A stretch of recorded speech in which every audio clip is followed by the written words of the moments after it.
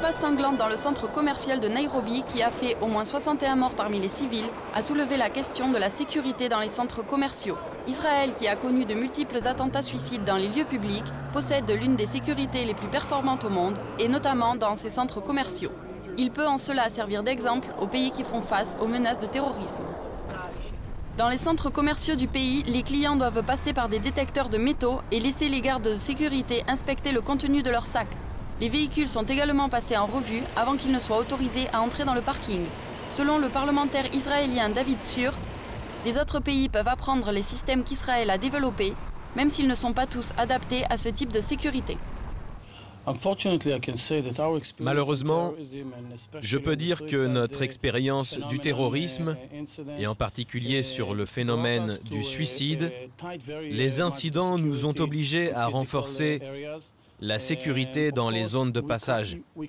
Bien sûr, nous ne pouvons pas dire que tous les pays peuvent l'adopter, mais les Israéliens sont conscients de l'estimation de la menace et ils acceptent l'invasion de la vie privée lorsqu'ils vont dans ce genre d'endroit. Ce n'est pas quelque chose qui peut fonctionner partout dans le monde. Les villes israéliennes ont été à plusieurs reprises visées par des bombardiers palestiniens, mais la fréquence a fortement diminué en raison des mesures de sécurité très strictes du pays. Le parlementaire Tzur souligne cependant que la protection physique des espaces publics n'est pas la première ligne de défense.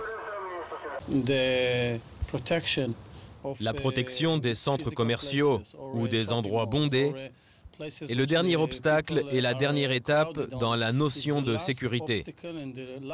La première chose à prendre en compte, ce sont les capacités de renseignement et d'interception.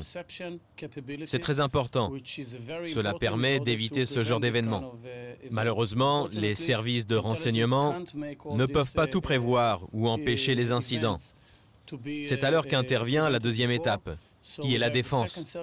Autrement dit, les barrières et les patrouilles des forces de sécurité.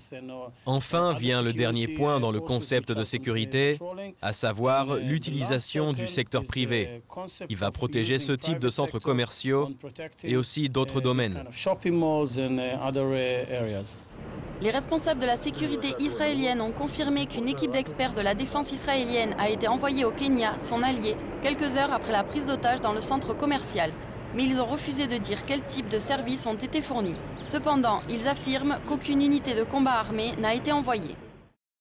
Le groupe militant islamiste Al-Shabaab, basé en Somalie, a revendiqué la responsabilité de l'attaque en affirmant qu'elle avait été menée en représailles aux opérations de l'armée kenyane en Somalie. Al-Shabaab cherche à mettre en place un état de la charia en Somalie, mais les efforts ont été combattus par les forces de l'Union africaine, composées de troupes principalement kenyanes et ougandaises. La prise d'otage dans le centre commercial de Nairobi constitue la pire attaque terroriste ayant eu lieu au Kenya depuis l'attentat de 1998 sur l'ambassade des États-Unis qui avait fait plus de 220 morts.